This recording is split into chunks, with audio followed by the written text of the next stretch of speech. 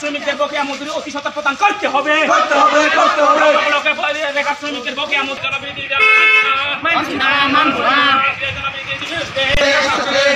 সংগ্রাম চলছে, চলবে, আন্দোলন চলছে।